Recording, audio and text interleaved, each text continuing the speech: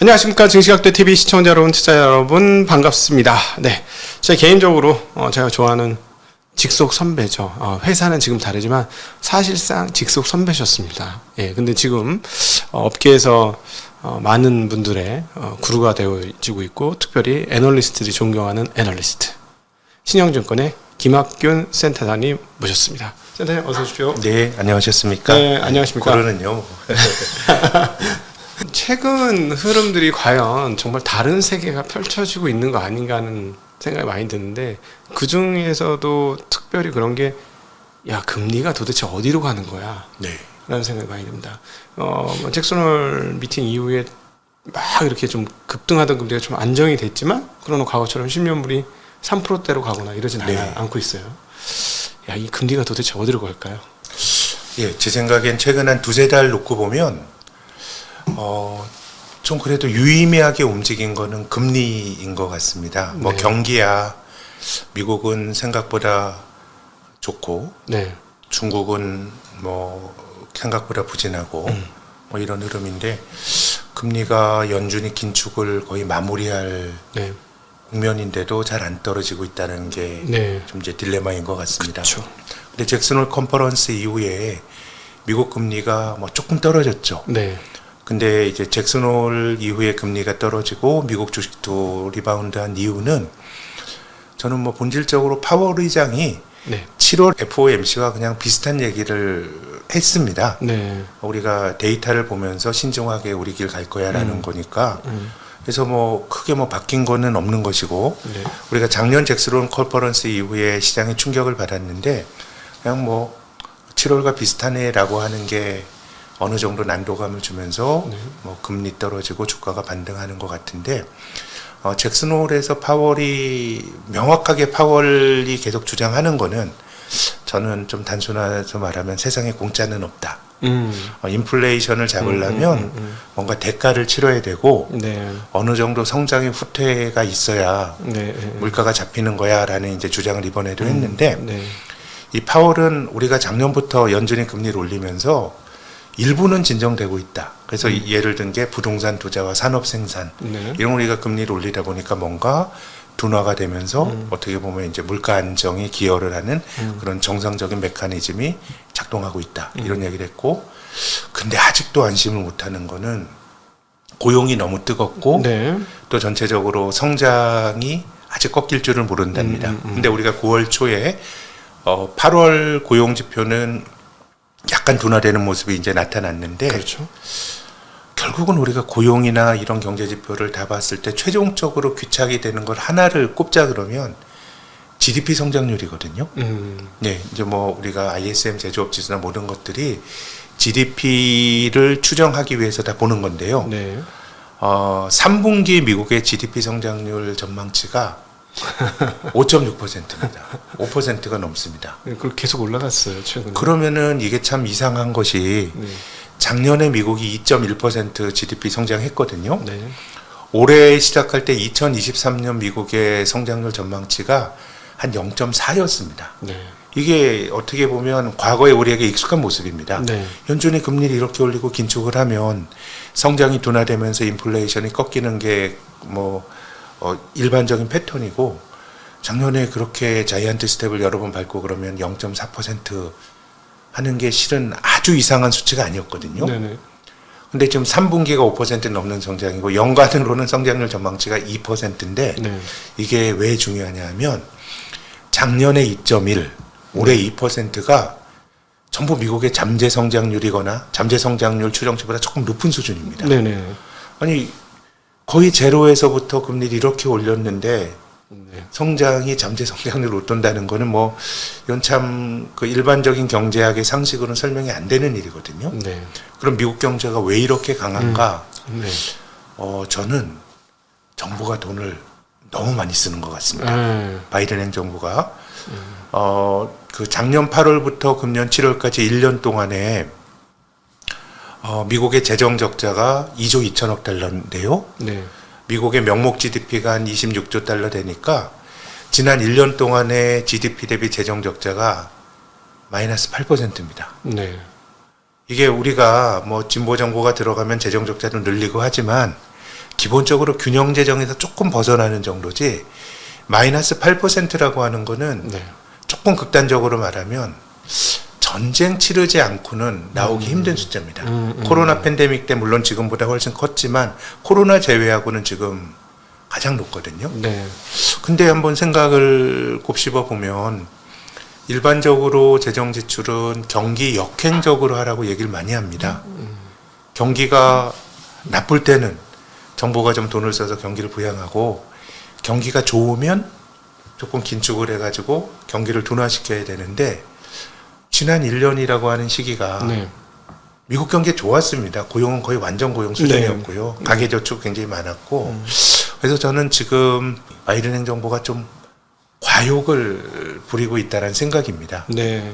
그러니까 뭐 미국의 민주당이나 소위 리버럴이나 진보주의자들이 갖고 있는 생각은 시장에서만 자원 배분하는 건 불안정하니까 정부가 뭔가 좀 정부의 역할을 늘려야 된다는 거고. 네.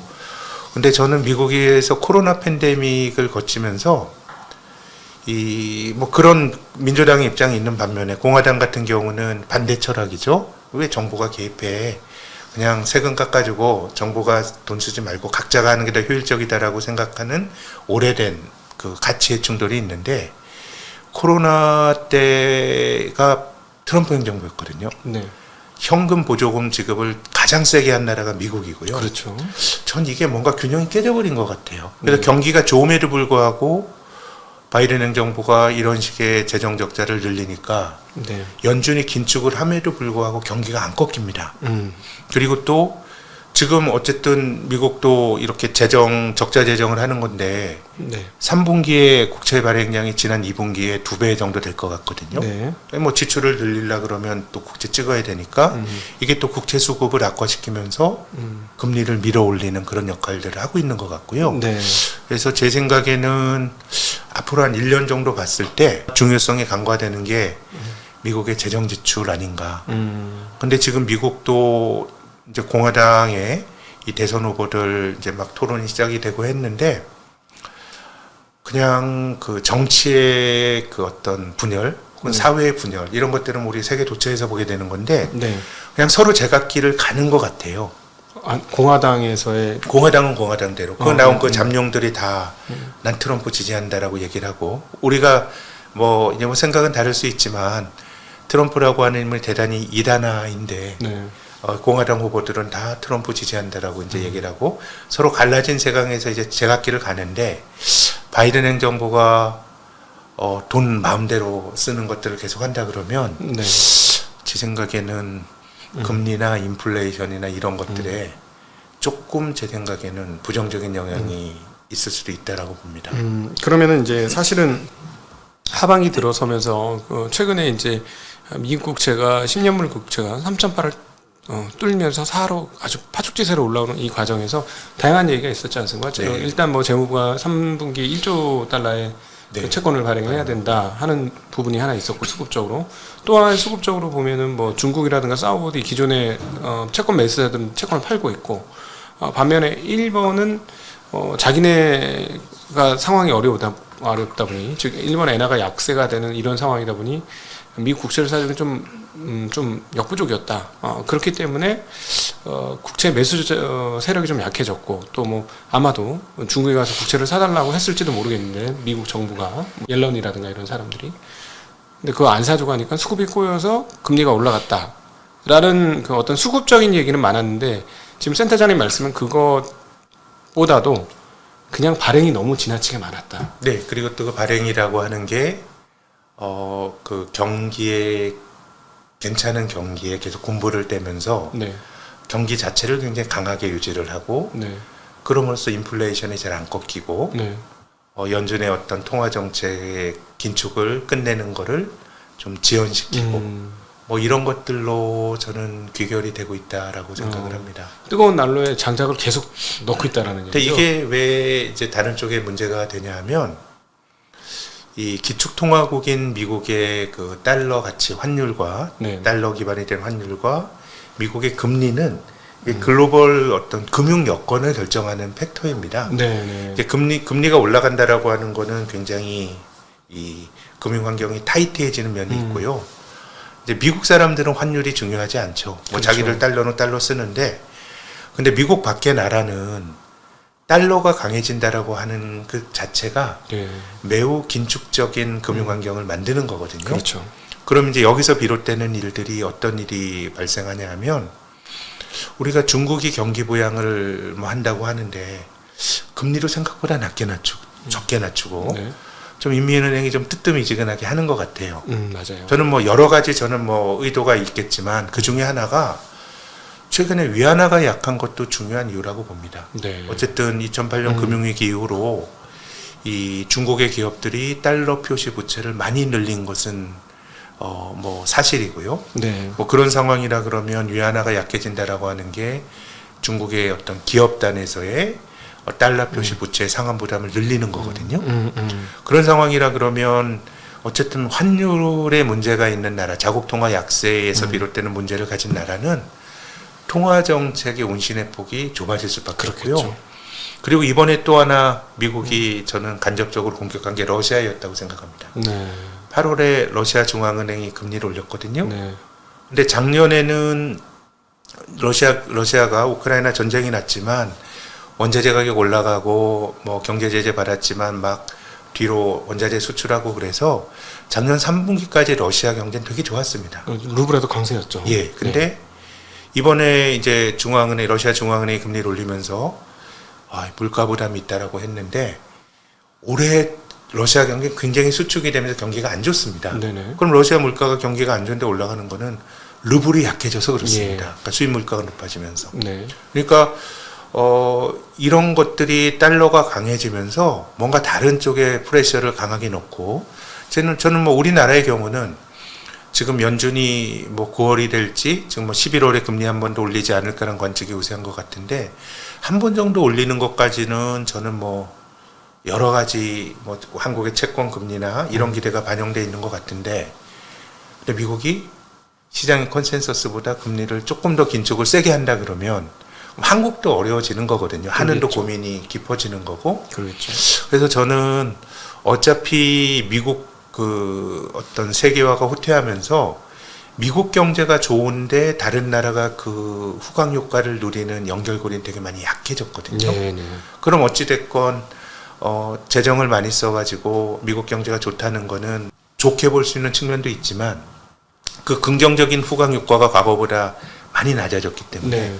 오히려 금융 환경이 타이트해진다는 것 자체가 미국 밖의 나라들에게 너무 많은 부담을 주고 있는 것 같아서요. 그래서 저는 조금 미국이 재정을 좀 과하게 쓴다. 그리고 내년에 대선을 앞두고 이런 것들을 서로가 뭐 실은 역사적으로 보면 뭐 정부가 돈 많이 쓰면 또 과도한 어떤 그 정부에 의한 자원 배분을 또 그 견제하는 상대방의 견제가 들어오고 이런 건데 지금은 분열된 세상에서 나오고 싶은 대로 막 다 하는 거거든요. 그런 거라 그러면은 저는 한 내년 정도까지 봤을 때 조금 불안한 요인은 재정에서 비롯이 될 과열, 네. 거기서 비롯이 될 잘 안 떨어지는 인플레이션과 높은 금리 이런 후폭풍이 미국 밖에서 좀 나타날 수 있다라고 하는 것이 네.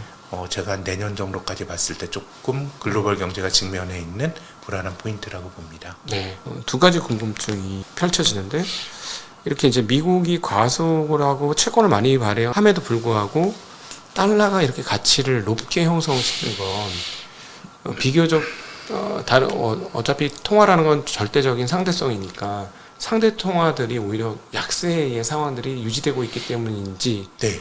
그거 하나 궁금하고요. 네. 이런 식으로 미국이 자국의 약간 뭐랄까 세계적 블록화를 이용해서 자국 일종의 이기주의죠. 자국만 잘 되면 되겠다. 다른 나라 어떻게 되든 상관없다. 이런 식으로 엑셀 페달을 밟아버리면 미국 자본시장으로 자산이 계속해서 쏠려 들어가면서 그 몇몇 그 미국의 그 주식들 같은 거는 계속해서 최근의 흐름처럼 고공 주가 흐름들이 연이어 이어질 수도 있다. 고평가에도 불구하고 계속 갈 수도 있다. 이렇게 계산이 나올 수 있을까요? 뭐 상대적으로 미국의 입지가 네.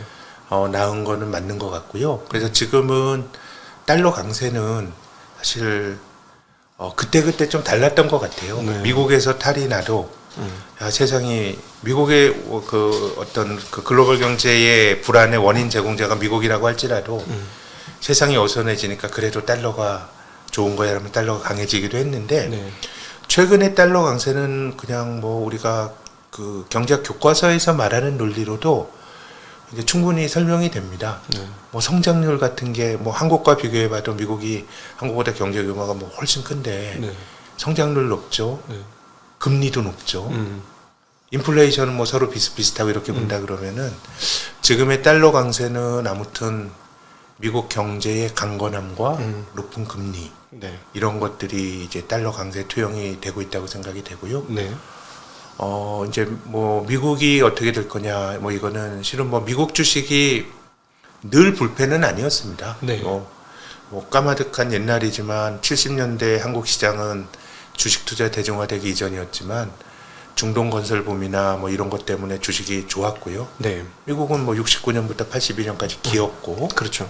또 2000년대 초반의 10년은 뭐 중국을 비롯한 한국이 좋았고 미국은 또 닷컴 버블 이후에 닷컴 버블의 고점을 넘어선 게 2013년이니까 크게 보면 10년 박스권에서 머물렀으니까 저는 뭐 불패인 자산은 없다고 봅니다. 많이 오르고 비싼 거는 이제 가라앉고 이게 늘 사이클이 있는 건데 근데 이제 시장 논리가 아니고 뭔가 인위적으로 좀 이제 미국 쪽에 우호적인 환경이 뭐 글로벌 밸류체인 재편이나 뭐 반도체법이나 이런 것들이 보조금 받으려 그러면 아주 굴욕적일 정도의 많은 그 영업기밀이나 이런 거 미국에 뭐 줘야 되는 거잖아요. 네. 이게 세계화 시대에 시장의 답이야. 시장에서 경쟁하고 누군 똑같이 경쟁하고 결과에 대해서 승복해야 돼라고 하는 그런 어떤 그 시장의 시대에는 상상하지도 못했던 일이 벌어지는데 저는 뭐 비싼 자산이 계속 갈 거냐 여기에 대해서 늘 조심해야 된다고 생각하지만 네. 전체적으로 좀 미국에게 유리한 환경이 계속 만들어지고 있는 거는 좀 사실인 것 같고요.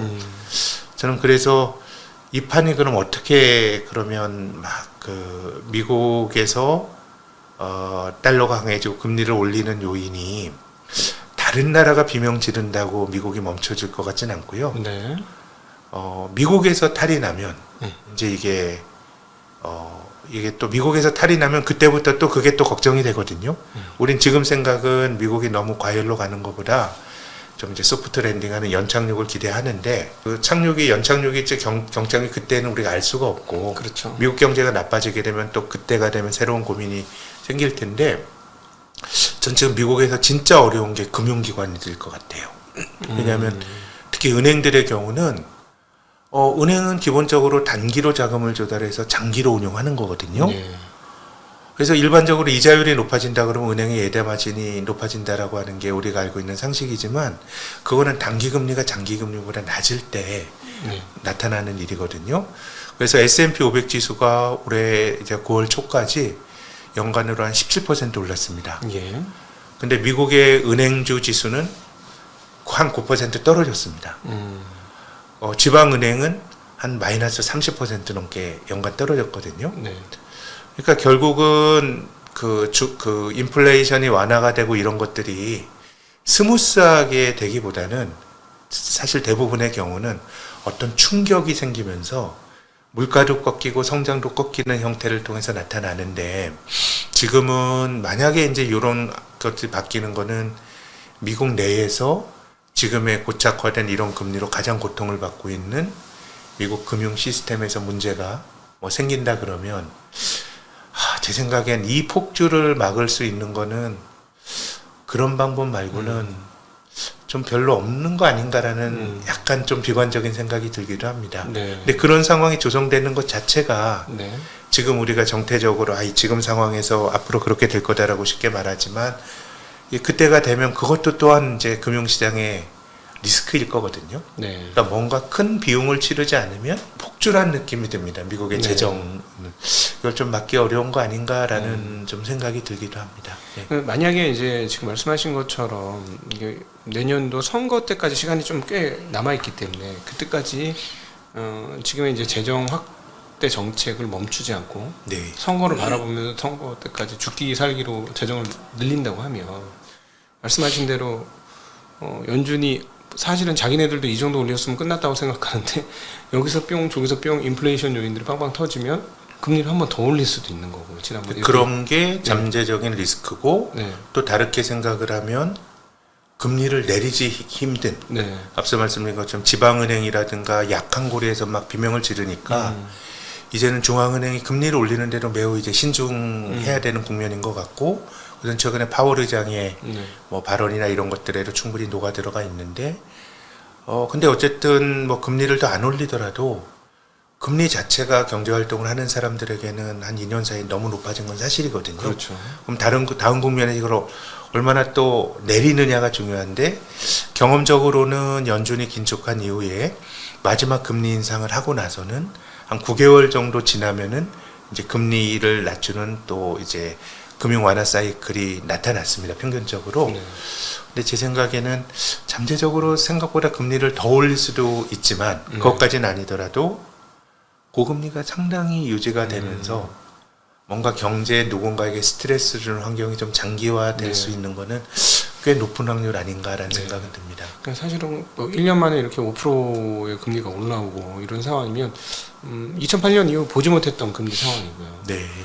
그럼 누군가는 지금 신음을 나고 있을 것 같아서 네. 분명히 들거든요. 앞서 이제 은행주들이나 지방은행들은 네. 이미 굉장히 곡소리가 한 번 났던 거고 미국에서도 그렇습니다만 미국의 금리가 이렇게 펼쳐지면 한국도 최근 한국은행 굉장히 고민하고 있다는 게 보여지는데 여타 국가들이나 조금 약간 뭐랄까요 부채가 많은 국가들 그다음에 약간 경제 성장률이 떨어지는 약간 한계적 성향을 가지고 있는 국가들은 신흥국 중에 그러니까 상당히 많은 국가들이 굉장히 어려움 속에 자연스럽게 어려움 속에 빠지지 않겠느냐 하는 생각이 네. 많이 듭니다. 그렇습니다. 지금 어쨌든 뭐 이러다 보면 우리가 생각지도 못한 데서 뭐 미국도 저는 어려움을 겪을 수 있는 게 저는 은행 섹터를 그래서 좀 눈여겨보고 있긴 한데요.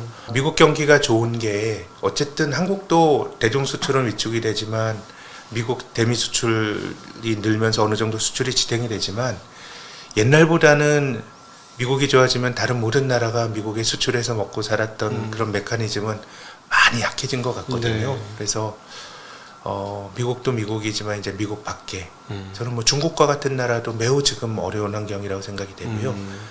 미국의 폭주로 인한 강달러가 중국을 굉장히 압박을 하는 그런 역할이 되는데 2015년도에도 거의 중국 고성장한 이후에 처음으로 차이나 위기론이 국제금융시장에서 회자가 됐었죠. 네. 이제 중국이 이제 끝장이고 중국 부채가 너무 많이 터질 거야 이런 얘기가 그때도 위안화가 문제가 됐습니다. 네. 그때도 이제 위안화가 달러당 7위안으로 올라가면 뭐 포치라 그래가지고 7 이상 가면 중국 기업들 어려워 막 이런 얘기 했었는데 그 당시에 그 2015년 여름에 중국이 그 난리를 겪고 위기론이 대두가 됐는데 2016년 초에 중국 인민은행과 그리고 이제 미국에 있는 여러 연준 중에서 제일 중요한 뉴욕 연준 관계자들이 미국에서 워크숍을 했거든요. 네. 그 워크숍의 결과가 노출되진 않았습니다. 근데 저는 그 국면에서 미국이 한번 중국 봐줬다고 생각합니다. 왜냐하면 미국이 2015년 12월부터 금리를 올렸고 보통 금리를 올리는 긴축이나 금리를 낮추는 금융 완화나 통화 정책은 한 번에 끝내기보다는 뭔가 연속성을 갖고 하잖아요. 네.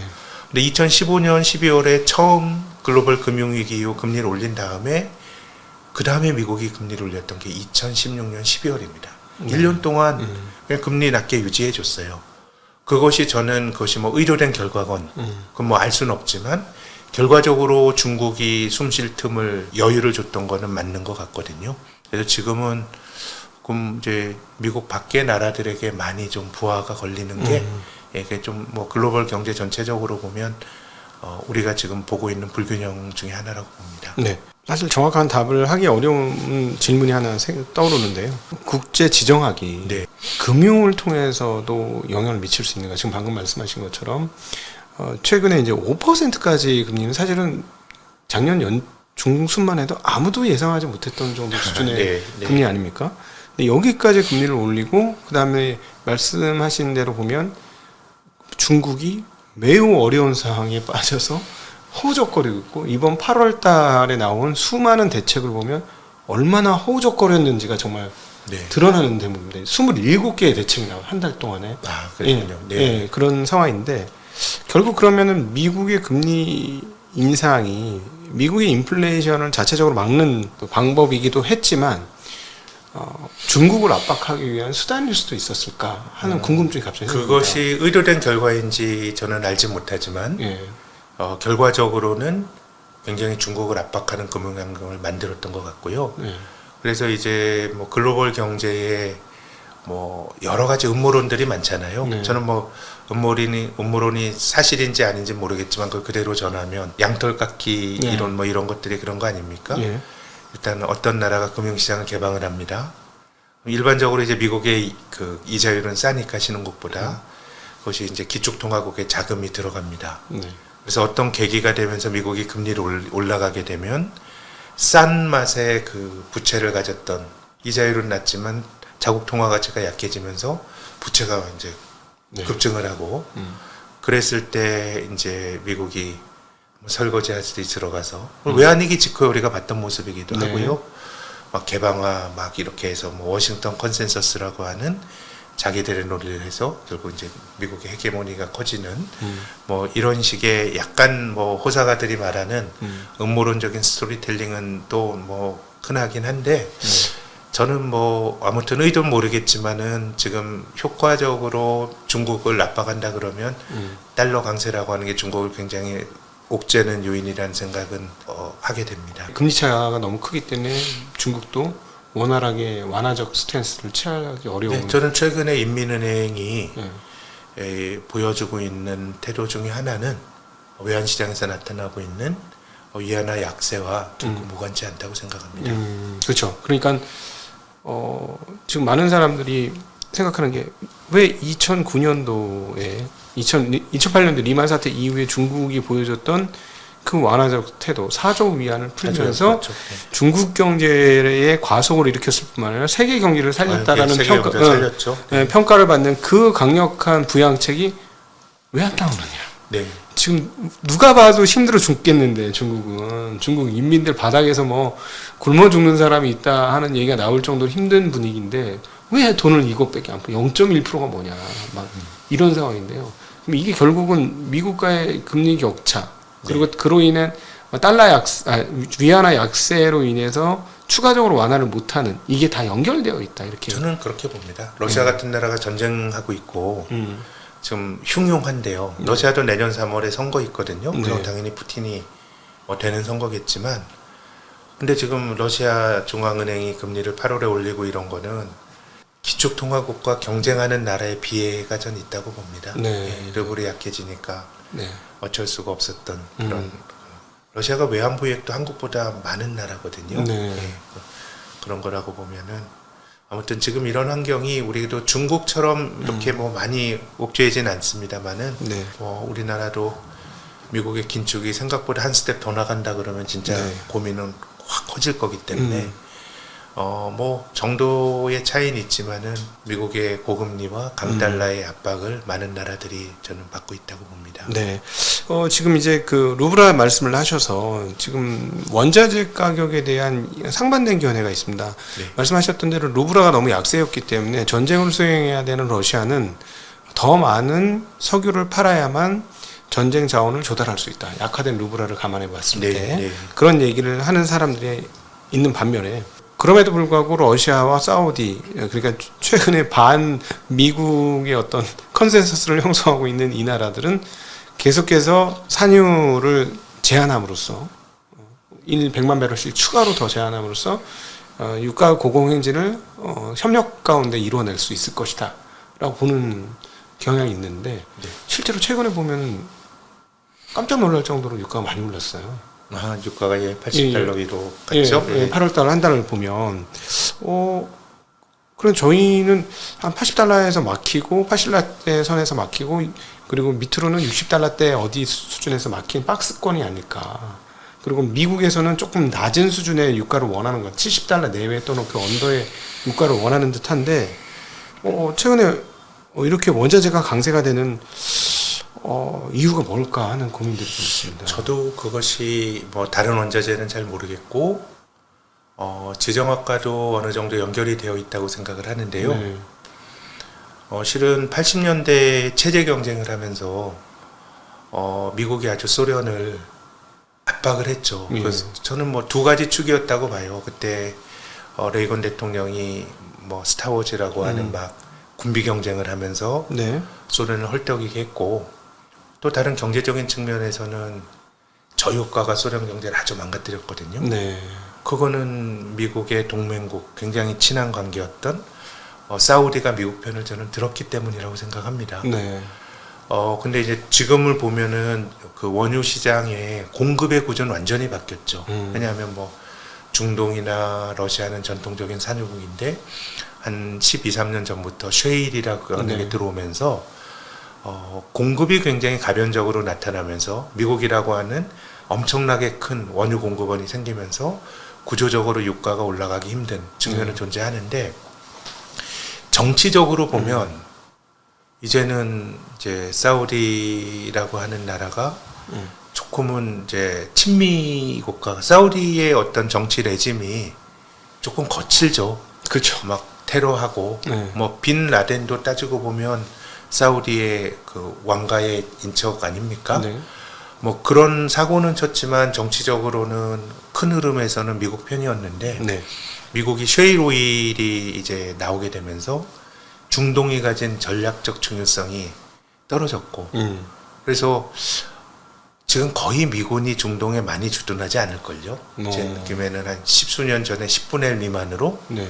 왜냐하면 이제 중동이 가진 지정학적 중요도가 자기들이 원유 자립이 되고 네. 원유 수출국이 되면서 사우디가 가진 중요도는 떨어진 거죠. 네. 사우디 입장에서 보면 이제 미국과 엇갈리는 거고, 그러다 보니까 사우디와 미국의 긴장은 훨씬 더 커진 것 같거든요. 네. 근데 그런 점에서 보면 아무튼 저는 이제 미국의 셰일 오일이라고 하는 게 유가가 급등하는 걸 막는 하나의 중요한 공급원이 생긴 건 맞는데, 전통적인 오일 만드는 나라들 사이에서는 뭔가 좀 공고해진 것 같아요. 네. 네. 네. 이제 오펙이라고 하는 게 세상 모든 담합은 배신자가 생기게 되면은 그냥 깨지는 거 아닙니까? 네.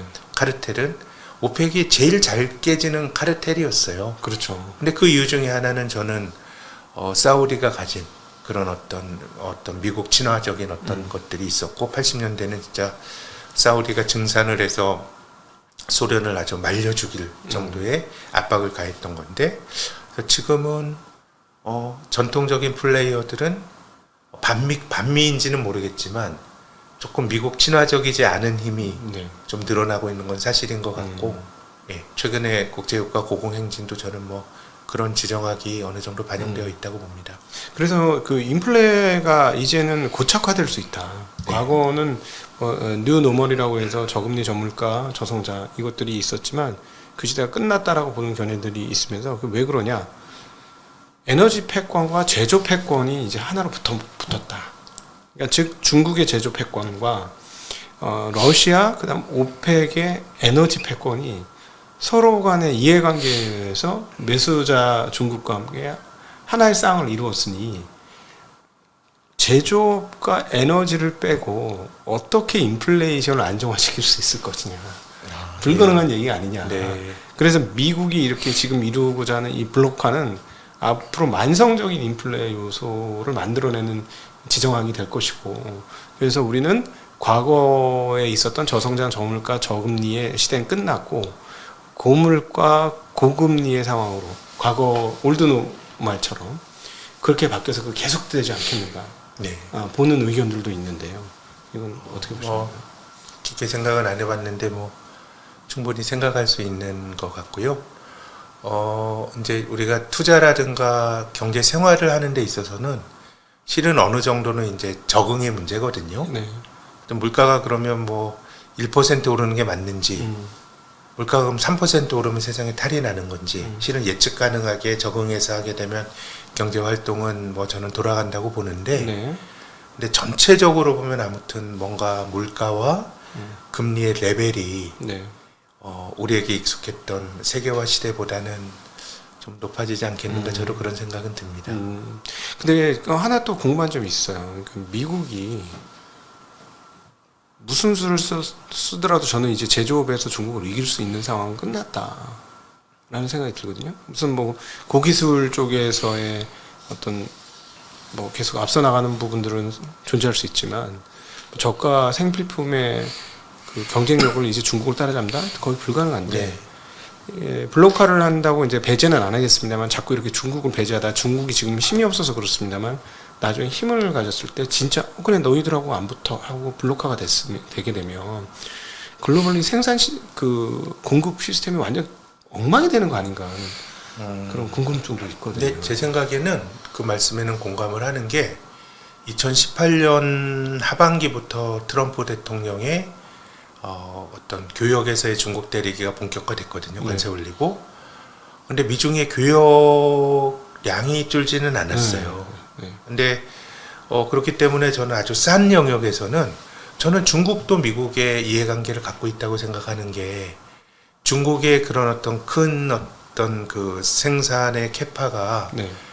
미국의 소비가 없이는 또 그것을 뭐 다른 데서 찾긴 좀 힘드니까 아주 민감하지 않은 영역에서는 저는 뭐 중국과 미국이 그냥 동행을 하는 거고 반도체를 비롯한 서로가 전략적인 자산이라고 생각하는 부분에 대해서는 좀 또 각을 세우면서 네. 갈등이 벌어지는 그런 정도의 모습이 아닐까라는 생각은 또 들고요. 네. 또 한편으로는 또 중국 중심의 블록화 움직임이 이미 나타나고 있는 것이 그렇죠. 중국이 그 대외 결제에서 위안화가 차지하는 비중이 금년 들어서 달러를 넘어서고 있습니다. 정말요? 예, 달러를 넘어서고 있습니다. 깜짝 놀랍니다. 예. 그거는 물론 이제 금융거래도 있고 이런 것도 있지만 교역도 넘어섰다고 들었는데 중국이 하는 거 위안화가 네. 근데 중국 입장에서는 이 달러보다는 다른 쪽으로 뭐 예컨대 이런 생태계로 나올 것 같아요.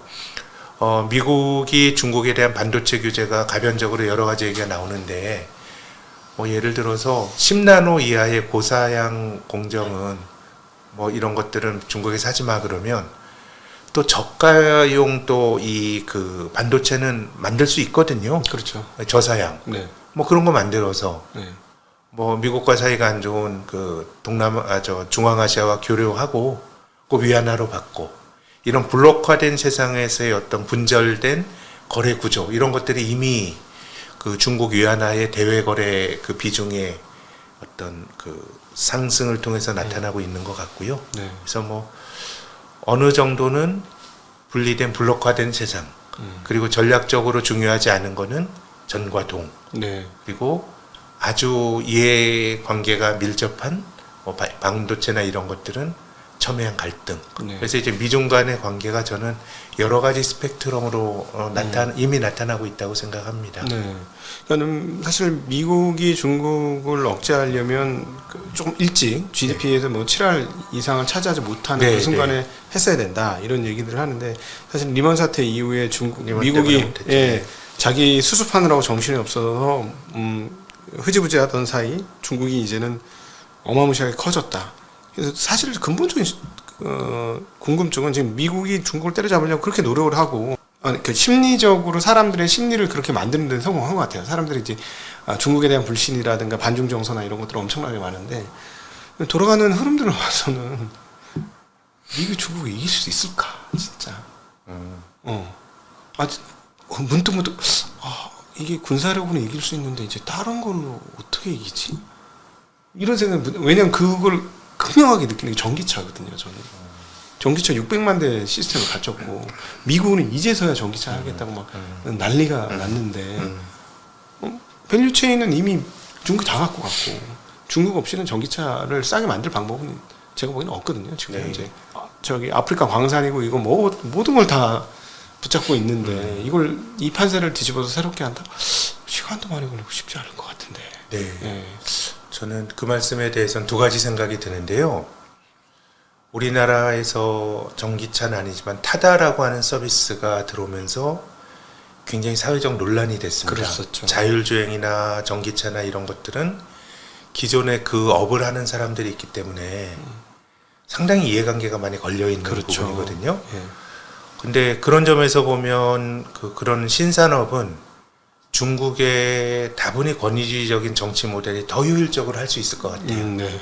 이거 우리가 필요하면 해야 된다라고 생각을 하면 하는 거잖아요. 네네. 그래서 그런 것들이 착근하는 데는 네. 중국이 훨씬 더 효율적인 어떤 그 의사결정의 시스템을 가질 수 있다는 생각은 들고요. 네. 근데 이제 보다 이제 좀 장기적으로 생각을 해보면, 근데 경제라고 하는 게 과연 자원 배분을 관료와 정부가 하는 게 맞는지, 네. 아니면은 시장에서 자유롭게 막 하다가 사고도 나고 네. 뭐 이런 걸 겪으면서 하는 게 맞는지에 대해서는 저는 뭐 궁극적으로 그렇게 가야 된다라고 생각은 하는데, 네. 그러면 또 중국이 가진 굉장히 경직적인 시스템 뭐 이런 것들이 제 생각엔 뭐 너무 서구 제향적으로 저희들이 뭐 미디어나 이런 것들이 서구 중심적으로 보는 거니까 뭐 이런 프레임에 뭐 제가 갇혀서 말씀드리는지 모르겠지만은 조금 그런 점에서는 장기적으로 중국이 결국 정치적인 어떤 그 구조는 한편으로는 경제적 자원 배분을 어떻게 할 거냐와도 맞물려 있는 거거든요. 그렇죠.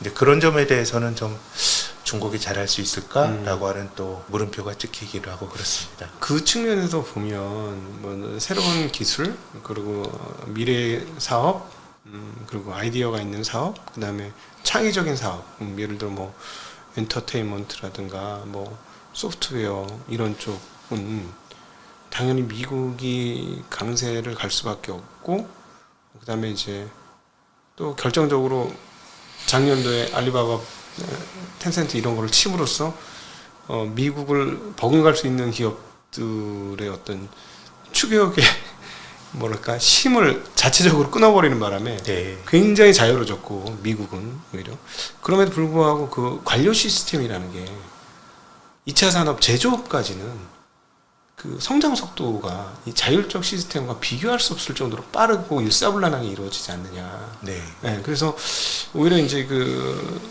뭐 최근에 이제 신기술 사업 쪽은 여전히 미국이 패권을 가지고 있겠습니다만 과거 구산업들은 이제 패권이 거의 모두 중국에게 그 압도적인 그 수요를 바탕으로 한 그러니까 우리가 경험했던 철강, 화학, 철강을 먼저 경험했고 LCD도 경험했고 최근에 화학을 경험하고 있는 것처럼 그런 쪽은 이제 다 중국 중심으로 다 넘어가 버리고 그 좀 첨단 산업만 이렇게 좀 분리되는 거 아니냐. 그래서 이제 반도체를 가지고 그 패권을 어디로 넘길지 서로 지금 박터지게 싸우고 있는 그런 상황 아닌가 하는 생각이 참 많이 들더라고요. 저는. 네, 네. 저는 뭐 산업별로는 네. 뭐 우리가 뭐 미국이 강하냐, 중국이 강하냐 이거는 어떤 관점에 따라 다르게 해석이 될 수 있는데 개별 인더스트리로 보게 되면 뭐 또 중국이 헤게모니를 쥐고 있는 것들은 상당히 많이 늘어나고 있고 뭐 네. 그 과정에서 어려움을 겪는 게 또 우리가 겪는 어려움 중 그렇죠. 하나라고 봅니다. 네. 한국이 점점 어려운 산업이 점점 많아지고 있죠. 지금.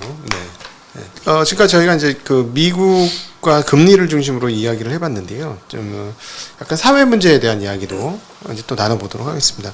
좀 걱정이 되고 있는 게 부채가 많아도 너무 많은 거 아니냐. 네. 미국은 그나마 이제 국가 부채가 좀 늘긴 했습니다만 민간 부채는 조금 해결을 했으니 국가 부채 어떤 식으로든지 해결할 수 있지 않을까 이런 생각이 드는 반면에 한국은 민간 부채가 지금 너무 늘어나요. 줄지를 못하고 있는데. 네. 최근에 이제 이창훈 총재도 기자회견에서 답변을 했습니다만 이런 많은 부채를 해결할 때 충격 없이 해결한 적은 없었다. 네. 그래서 이거는 한국이 어떤 충격을 받을 수 있을까 하는 그런 걱정들이 좀 많은데요. 한국의 이 부채 문제가 잘 해결될 수 있을까요? 뭐 너무 어려운, 너무 큰 얘기를 여쭤봐서 죄송합니다. 어려운데, 예. 근데 어쨌든 부채라고 하는 게 우리가 그 개인으로 보더라도 네. 이 어느 정도 소득의 증가와 부채의 증가가 비슷하게 조응을 하면 괜찮은데 네. 지금 이제 부채 증가 속도가 빠르고 또 부채의 절대 수준도 되게 중요합니다. 근데 우리 지금 민간 부채, 가계 부채만 해도 GDP의 100%가 넘거든. 경제 규모보다 예. 부채가 더 많으니까 이게 뭐 장기적으로는 우리 경제에 굉장히 약한 고리가 될 수밖에 없는 그런 상황인데, 근데 부채를 줄여야 되지만 실제로 부채나 모든 경제 지표가 명목 지표거든요. 줄기는 어렵고 증가 속도를 낮게 유지하면서 경제가 그거보다 더 GDP 성장이 예, 올라오면 하게 되면 실질적으로 이제 부채의 부담은 낮아지는 거거든요. 그렇죠. 그 문제의식을 10여 년 전에 이명박 정권 때도 우리나라 가계부채 문제가 됐던 건 길게 보면 외환위기 이후고 네. 그 2000년대 초반 10년에 부채가 많이 늘어났을 때 10여 년 전에 우리 정부에서는 일단 부채 느는 걸 명목 성장률 이하로 낮추고자 했습니다. 그래서 10년 전에는 신용카드 같은 거 저희 같은 월급쟁이들 잘 안 만들어줬어요.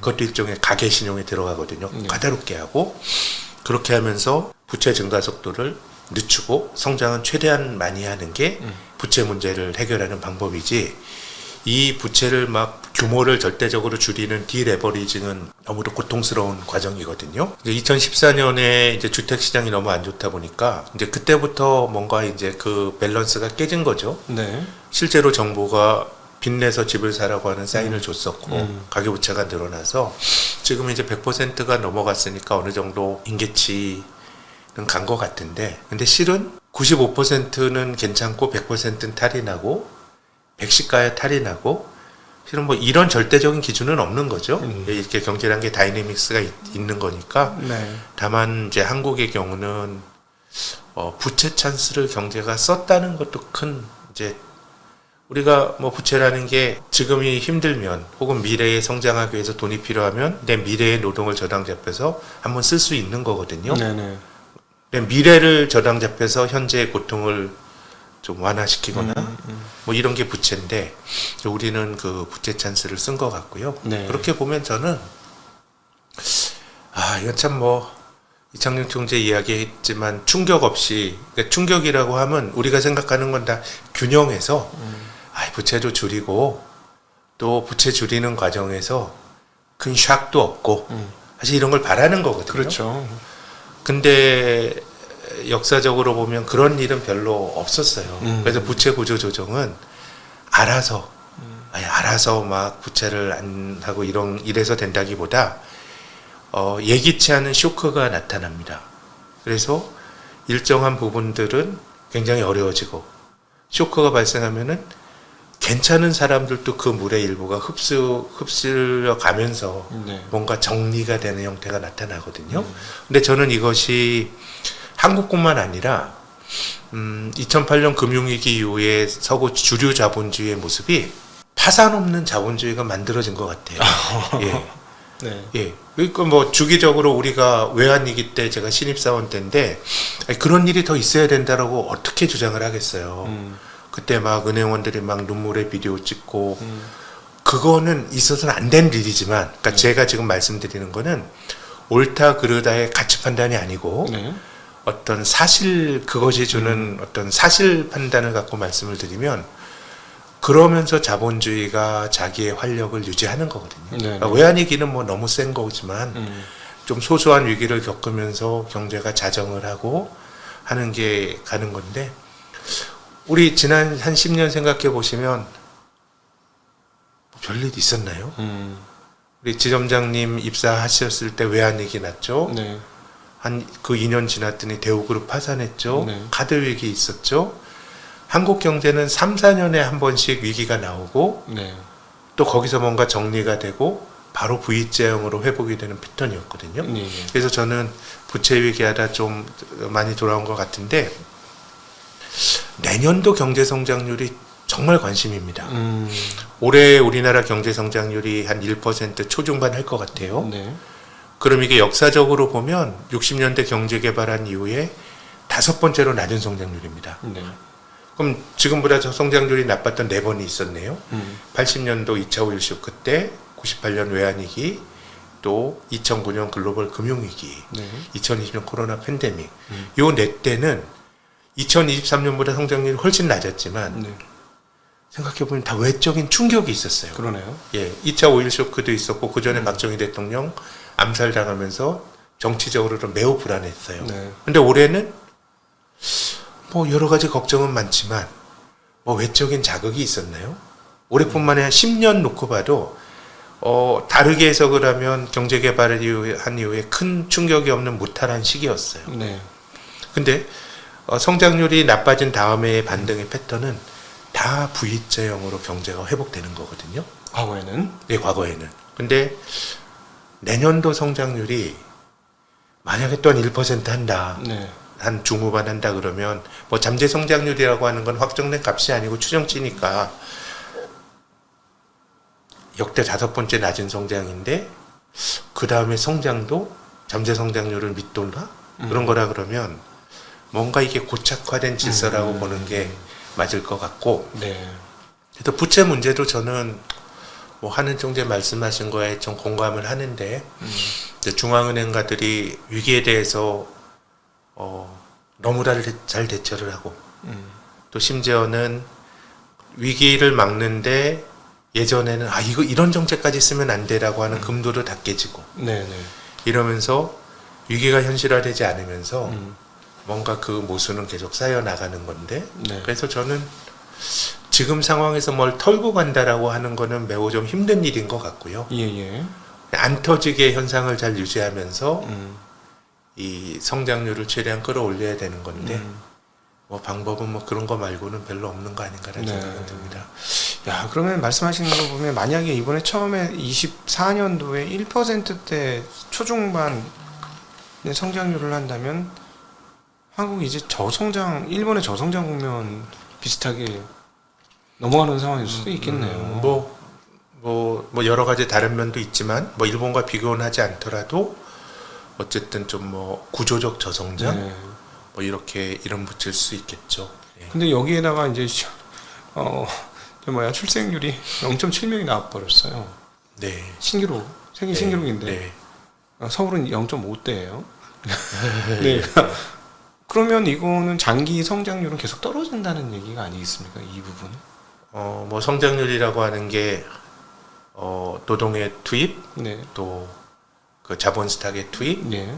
또 생산성, 네. 뭐 이런 요인들인데 그 생산성을 뭐 구조적으로 굉장히 많이 높이기는 좀 힘들고요. 네. 그래서 이제 노동이라고 하는 요소 투입량이 뭐 그것을 결정하는 뭐 핵심 팩터인 거는 맞는 것 같고요. 네. 그렇게 본다 그러면 뭐 그런 요인들도 한국 경제의 어떤 저성장을 설명하는 요인인데, 근데 우리가 좀 다른 측면에서 좀 그 말씀드리고 싶은 거는 적어도 2000년대 들어서 네.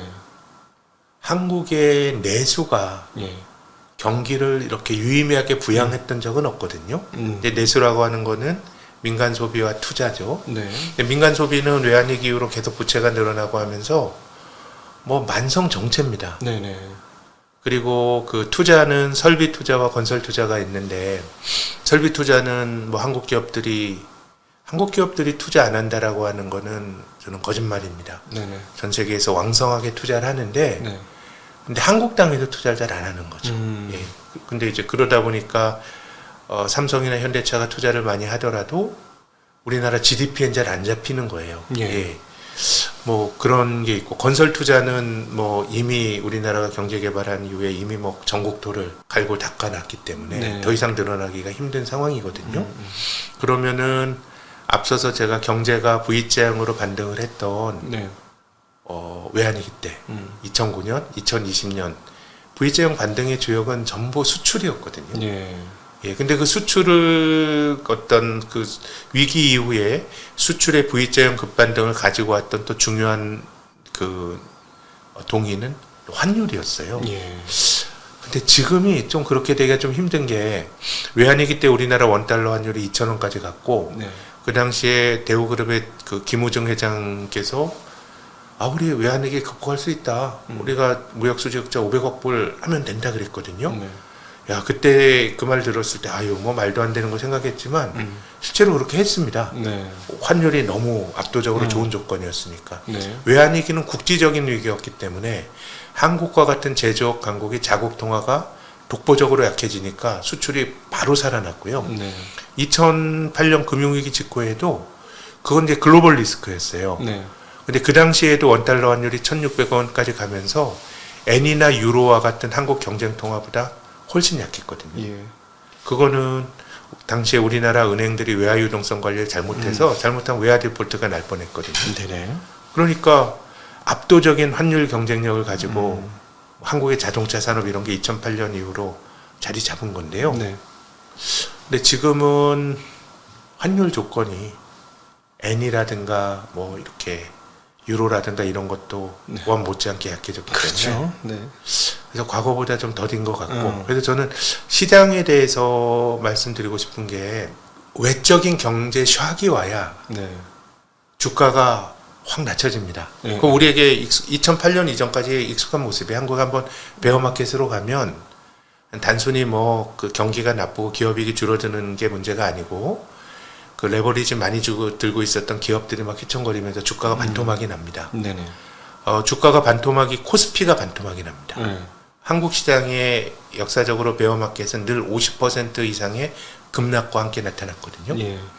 그건 주식 들고 있는 사람에게는 고통이지만 돈 가진 사람에게는 큰 기회거든요. 네네.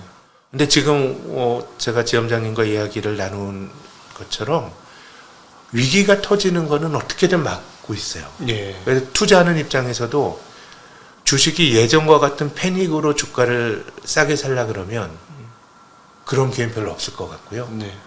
근데 큰 쇼크 이후에 경제 체질이 개선이 되면서 뭔가 경제가 V자형으로 회복이 되는 것도 기대하기 어렵다 그러면 고점도 별로 안 높을 것 같아요. 네. 예, 뭐 코스피 내에서 특정 종목이나 업종들은 뭐 또 굴곡이 있겠지만은 네.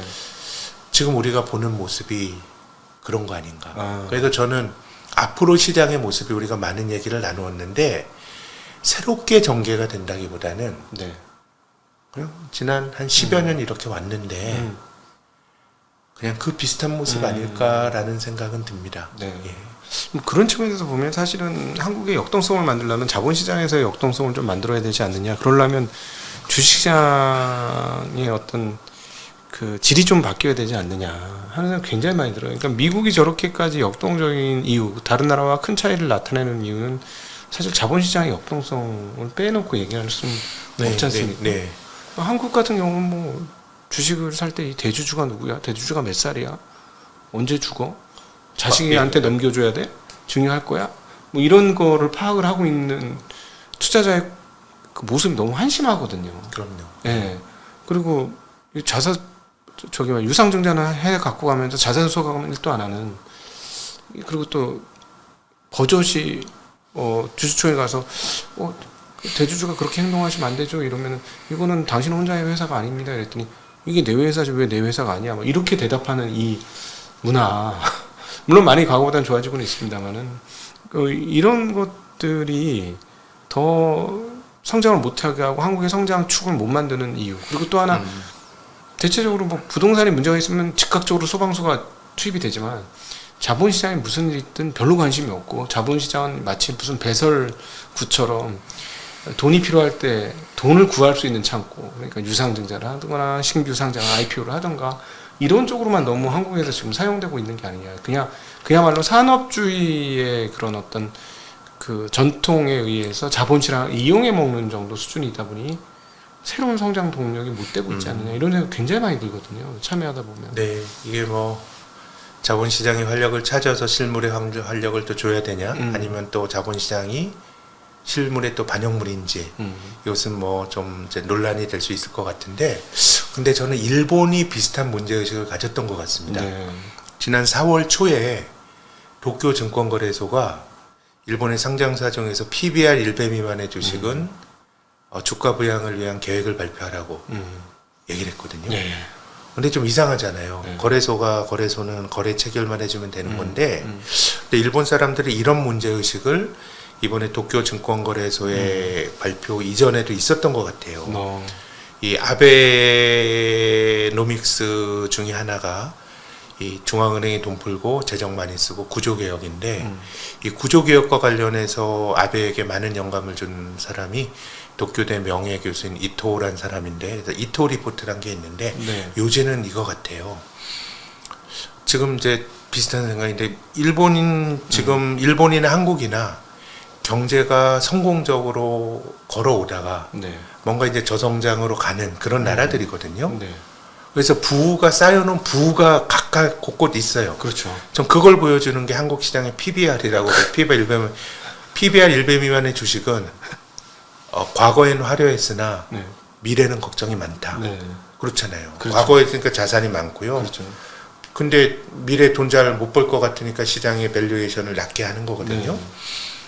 그래서 이게 만약에 그 경제적 자원이 계속 그 증식을 못 시키는 경제적으로는 ROE가 낮은 기업이 경제적 자원을 계속 들고 있으면 이게 증식이 되는 게 아니라 쓰레기가 되고 네. 또 한국에서 상당수 그 재무상태표의 순자산 가치에 근간한 저 PBR 주식 투자가 어려움을 겪는 거는 잘못한 가치 함정에 빠지거든요. 그렇죠. 지금 자산은 이만큼인데 결국은 자본주의나 투자는 이건 증식이 돼야 되는데 그렇죠. 이게 뭐 성장 그 증식이 안 된다 그러면 이건 뭐 까먹는 자산인데 그래서 일본은 2016년부터 아베가 죽기 전에 아베가 집권하고 있을 때 주주 그 어떤 행동주의자들을 막 일본 시장에 들어오라고 막 얘기하고 하면서 네. 일본에서 거버넌스 분쟁이나 주주 행동주의를 모토로 한 투자자가 굉장히 많이 늘어났습니다. 그러니까 그 문제의식은 자원을 돌리는 거예요. 예. 예를 들어서 ROE가 낮은 기업이 그 주식을 꼭 들고 있는 거는 경제적 자원을 파괴하는 거예요. 네. 그러면 가장 효율적인 거는 배당을 주는 게 좋습니다. 네네. 배당을 주면 나는 ROE가 낮아서 2층씩 못하지만 주주들에게 돌려줘가지고 주주들이 쓰든가 네. 아니면 생산성이 높은 데로 돈이 갈 수 있고 네. 또 배당이라고 하는 주주 환원은 본질적으로 자기 자본을 줄이는 거거든요. 네. 그럼 ROE라고 하는 거는 당기 순이익을 자기 자본으로 나눈 거잖아요. 그렇죠. 그러면 분모를 줄임으로써 어떻게 보면 자본의 효율성을 유지할 수 있는 거니까 그렇죠. 우리가 성장성이 떨어지는 기업들이 배당하잖아요. 네. 배당하고 유틸리티나 이런 것들이 배당 주식들이 되는 건데 네. 어떻게 보면 일본이나 한국이나 물론 2차 전지라든가 뜨겁게 성장하는 영역도 있지만 경제 전체적으로 보면은 유틸리티 같은 거 비슷한 게 된 거예요. 네. 전 세계에서 PBR이 제일 낮은 나라가 한국이고요. 아, 이제 그렇습니까? 그 다음이 저 일본이에요. 일본도 PBR이 한 1.23밖에 안 되거든요. 그러니까 그런 문제의식들이 전 있었다고 보거든요. 예. 되게 이게 야 좀 뭐 거래소가 이렇게 말하고 이런 게 좀 우리 마음에 좀 안 맞을 수도 있지만 네. 자원 배분이 안 되면 인위적으로라도 막 하는데 한국에서도 그런 일이 있었습니다. 주식 얘기는 아니지만 2014년에 박근혜 정권에서 네. 초과이익 관료세제라는 게 있었어요. 네네. 특정 규모 이상의 기업이 당기순이익 일정 부분 이상 버는데 그 돈을 노동자들 임금을 올려주든가 설비 투자하든가 네. 배당 주주환원 하지 않으면 징벌적 과세한다 그랬거든요. 네. 이게 굉장히 진보적인 정책 같지만 네. 보수 정권 하에서 벌어진 일이에요. 예. 그렇게 본다 그러면 저는 최근에 일본 주가가 많이 올라간 게 뭐 잃어버린 20년에서 벗어났다. 이건 잘 모르겠어요. 네. 여전히 지켜봐야 되겠지만 자본시장 내에서는 좀 유의미한 변화가 있었던 것이고 그래서 점장님 말씀하신 것처럼 뭐 돈을 둘 수 있는 고여 있는 돈을 둘 수 있는 이 돈이 지금은 멀쩡해 보이지만 시간이 지나면서 부식될 돈이라 그러면 네. 그 전에 돈을 좀 돌게 하는 거는 저는 굉장히 국가적 제가 어렴풋이 계산해 보니까 금융주를 빼고요. PBR 1배 미만이라고 하는 거는 순자산 가치보다 시가총액이 낮은 거잖아요. 네. 이거 더해봐도 그 갭이 7, 800조, 한 1000조 조금 안 되는 것 같아요. 한국이요? 네. 그럼 50% 가까이 상승 여력이 있다라는 말이죠. 있다라는 의미일 수도 있고 GDP의 절반 정도가 네. 암묵적으로 시장에서는 저 자본이 썩어 들어갈 거다라고 혼심이 있는 거니까 네. 썩어 들어가기 전에 뭔가 그 돈을 아. 돌게 하는 것들이 저는 좀 아주 국가 전체적으로 보더라도요. 제가 뭐 정확히 하여튼 수백조 돼요. 네. 그럼 우리나라가 명목 GDP 2100조잖아요. 예. 정부가 재정 지출 엄청나게 해서 성장률을 0.1%, 0.23% 포인트로 더 늘리려고 노력하는데 네. 거기서 늘어나는 부가 50조 원, 60조 원이에요. 네. 네. 네. 그럼 이제 자본 이제는 우리가 경제 활동을 통해서 부를 탄력적으로 쌓기는 객관적으로 어려진 것 같고, 그럼 이제 과거에 성공적으로, 네. 뭐 우리가 과거에 뭐 성공의 역사잖아요. 네. 네. 이런 식으로 고성장을 하면서 뭔가 자산이 축적된 나라는 성공인데, 그렇죠. 그 축적된 자산을 얼마나 잘 활용하느냐가 저는 뭐 100년은 모르겠지만 네. 우리가 또 30년은 그런 것들이 완충제가 될 수도 있고 그래서 좀 일본이 20년 동안 헤맨 다음에 나왔던 그런 정책들을 한번 저는 곱씹어볼 가치가 있다고 봅니다. 그러네요, 진짜. 아, 좀 꼭 좀 그렇게 되면 좋겠습니다. 사실 뭐 수백조 원에 돌기 시작하면은 뭐 진짜 말씀하신 대로 30년은 그냥 뜨겁게 경제가 다시 뭔가 좀 예. 이제 좀 버팀목이 될 만한 예. 규모라고 봅니다. 예. 아유, 오늘 너무 감사합니다. 오늘 아, 참 예. 아름다운 시간이었습니다. 네. 주식 얘기는 별로 안 하고 다음에 한번 하죠. 네네네네.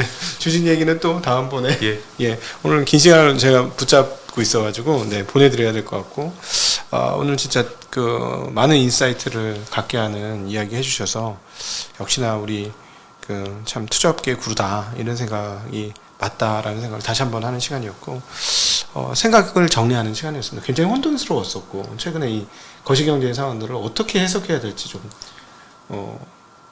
너무나 많은 해석을 할 수도 있고 아예 해석이 안 될 수도 있는 그런 상황이었었거든요. 예. 근데 이제 좋은 가이드를 해주셔서 아마 우리 구독자 시청자분들도 큰 도움을 받으셨을 것 같습니다. 오늘 이 시간 이렇게 귀한 시간 마련해주신 우리 신영증권의 김학균 센터장님께 다시 한번 감사드리고 오랜 시간 함께해주신 시청자분들께도 감사 인사 드리겠습니다. 인사드리겠습니다. 고맙습니다. 감사합니다.